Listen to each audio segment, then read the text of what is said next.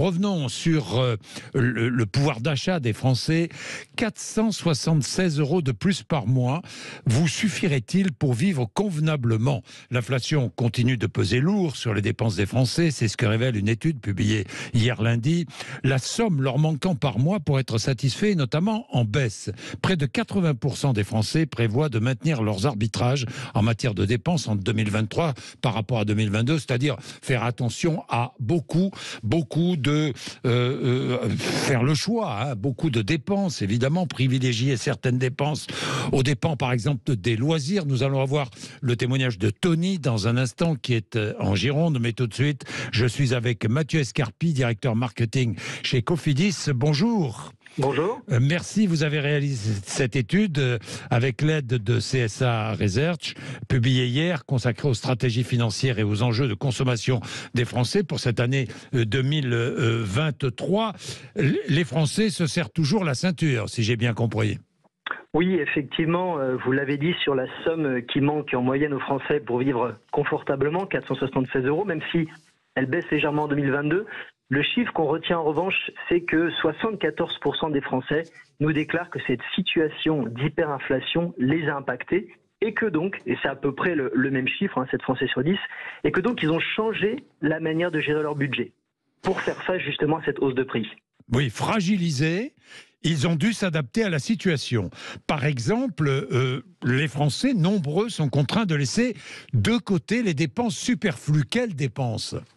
Alors effectivement, les Français, face à cette situation d'inflation, ont changé leur consommation. Ils ont réduit les dépenses non essentielles pour 59% d'entre eux. Et ça veut dire quoi? C'est moins d'achats textiles. On voit les difficultés d'ailleurs dans le secteur du textile aujourd'hui. C'est aussi la recherche à tout prix des prix bas. Là, on voit la montée des discounters, les gains de part de marché de la grande distribution. Et puis, ce qui est intéressant aussi, c'est les nouvelles formes de consommation. Pour la moitié des Français, ils nous disent maintenant, moi, j'utilise les circuits courts. J'utilise la seconde main, la location, le covoiturage. Et ça, c'est pour la moitié des Français. Et effectivement, vous le disiez, c'est a priori pas un effet de mode, puisque 80% des Français nous disent que ces nouvelles formes de consommation, eh bien, ils vont continuer à les utiliser tout au long de 2023 pour économiser de l'argent. Oui, évidemment, l'alimentation reste la dépense prioritaire devant l'énergie et la santé. C'est bien cela ?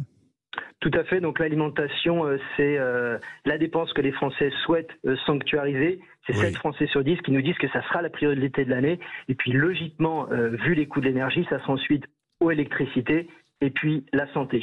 Et les Français continuent d'épargner ? Alors les Français effectivement, mais pas tous. Une petite partie réussit encore à épargner. Mais ça reste pas la majorité en tout cas. Bien, merci pour cette enquête très très intéressante que l'on retrouve sur Internet, j'imagine. Oui, tout à fait sur notre site cofidis.fr. Merci Mathieu Escarpi, merci. Merci à vous. Merci, il est 10h38 et témoignage, celui de Tony qui est en Gironde. Bonjour Tony. Bonjour Jean-Jacques, vous allez bien? Ça va Tony, et vous? Oui, on fait aller. Hein. On fait aller. Même si vous terminez tous les mois à découvert, Tony. Oui, mais alors ça, c'est bon, on va dire qu'on s'y est habitué, malheureusement. Oui. Mais non, mais pour revenir, c'est vrai que sur l'étude, c'est pas idiot. Bon, moi, sur la nourriture, par défaut, on est devenu un peu végétarien. Hein. Oui. Voilà, on mange plus de légumes, plus de fruits, beaucoup moins de viande. Vous voyez, on fait attention à ça parce que c'est hyper cher. Le poisson, on a oublié, hein, c'est même pas la peine d'y penser. Donc non, on fait attention et c'est vrai que le budget il est consacré sur l'alimentation et puis pour rouler quoi. Moi pour travailler, j'ai besoin de 300 € de gasoil par mois. Évidemment. Voilà. Évidemment. Donc les sorties, on essaie de se contenter de peu. Moi j'ai la chance d'habiter une région où il y a l'océan. Alors même en hiver, c'est agréable de s'y promener, mais j'ai la chance d'avoir 2 enfants qui sont pas très envieux et demandeurs. Alors bon, pour l'instant, je passe à travers les gouttes, les gouttes de la désespérance, quoi. Parce que franchement, c'est ça en fait qui nous guette, c'est qu'on est, les salaires qui augmentent pas, l'inflation qui augmente, on a peu d'espoir que la situation s'arrange, quoi. C'est ça qui est le plus déprimant en fait. Oui. Vous ne pouvez pas faire plaisir à vos enfants comme vous le souhaiteriez, Tony? Alors, si c'était que 2 mois, non. Oui. Mais comme je vous dis, les miens, ils sont... Heureusement, et on en discute, je leur ai expliqué que c'était compliqué en ce moment, qu'il fallait pas faire non plus de dépenses superflues. Mais mais les miens, ils se contentent de peu. Alors j'ai une chance extraordinaire, heureusement. Oui. Mais oui, non, on fait attention. Et puis alors est-ce que c'est conjoncturel? On l'espère tous. Hein, mais moi, j'ai surtout peur pour eux. Parce que moi, j'ai vécu je suis d'une génération où on se contentait aussi de peu. Oui. On n'avait pas besoin de réseau, on n'avait pas besoin de téléphone, on n'avait pas besoin on sortait, on allait dehors et puis on jouait. Oui. Voilà. C'est pareil pour les fringues. Il y a le textile qui est en crise, mais nous, on avait 2 pantalons pour la semaine. Là, je vois mes enfants, c'est tous les jours à la machine. Hein. Ils ont des fringues en pagaille. Donc peut-être que la décroissance voulue par les Verts, elle se fait par défaut. Ça, c'est tellement vrai, Tony. On a surconsommé et parfois on surconsomme encore beaucoup trop. Oui. C'est vrai, mais c'est vrai, Tony. C'est vrai, ça. C'est vrai. Oui. On apprend à se restreindre.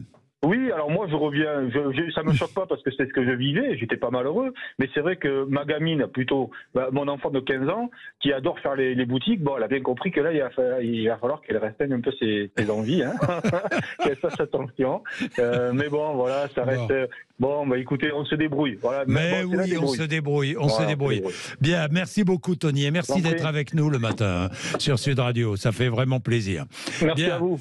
Merci, 10h41, je surveille toujours le discours de Vladimir Poutine, je résume.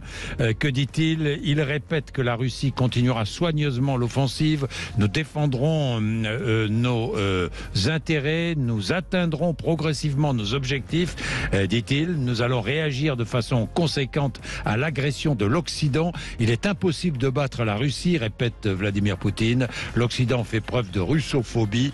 L'Occident est responsable de l'escalade. Voilà résumé ce qu'il a dit jusqu'à maintenant. Il poursuit son discours. C'est un très long discours qu'il prononce devant les 2 chambres du Parlement russe. Il est 10h42.